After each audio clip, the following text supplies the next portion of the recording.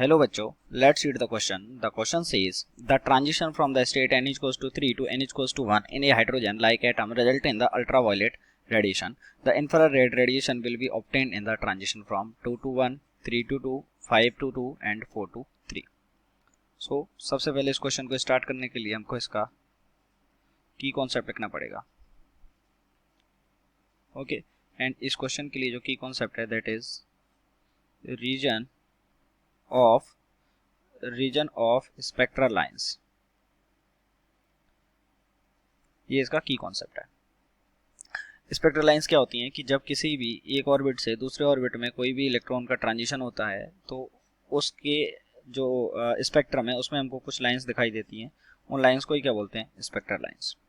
तो देखिए यहाँ पे बोला गया है पहले n इक्वल्स टू 3 से लेके n इक्वल्स टू 1 में हो रहा है. n इक्वल्स टू 3 से लेके n इक्वल्स टू 1 में हो रहा है तो वो कौन सी लाइन होगी? लाइमन सीरीज होगी. और we know that Lyman series में कहाँ से कहाँ तक लाइमन सीरीज किस में लाई करती है? लाइमन सीरीज लाई करती है अल्ट्रावायलेट में. ओके, तो इसका रीजन क्या होगी? UV reason. तो ये बिल्कुल सही है. तो यानी कि जब अगर n इक्वल्स टू 3 से 1 में जा रहा है और अल्ट्रावायलेट रीजन है तो उसमें कौन सी सीरीज होगी? लाइमन सीरीज होगी. लेकिन हमको बोला गया इंफ्रारेड रेडिएशन के लिए ट्रांजिशन कहाँ से कहाँ तक होना चाहिए. तो वी नो दैट कि इंफ्रारेड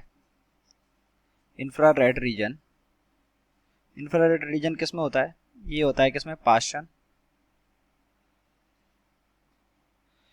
ब्रैकेट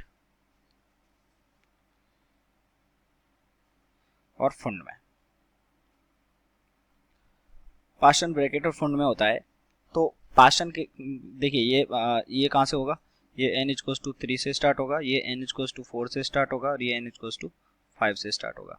ओके, और तो इंफ्रारेड रीजन के लिए ट्रांजिशन या तो n इक्वल्स टू 3 से n इक्वल्स टू 5 या n इक्वल्स टू 6, यानी कि 3, 4, 5 मतलब एटलीस्ट जो है को सबसे जो एनर्जी लेवल है लोएस्ट एनर्जी लेवल. ओके, जो लोएस्ट एनर्जी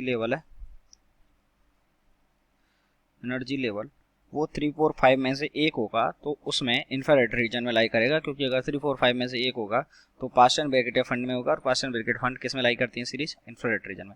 तो आप देख सकते हैं लोएस्ट एनर्जी लेवल इसमें 1 है. 1 के लिए कौन सा होता है? हमने अभी देखा लाइमन. 2 के लिए कौन सा होता है? बामर. इसके लिए भी बामर. और 4 to 3, तो 4 to 3 तो ये कौन सा होगा? पाशन होगा. यानी कि ये किस में लाई करेगा? ये IR रीजन में लाई करेगा.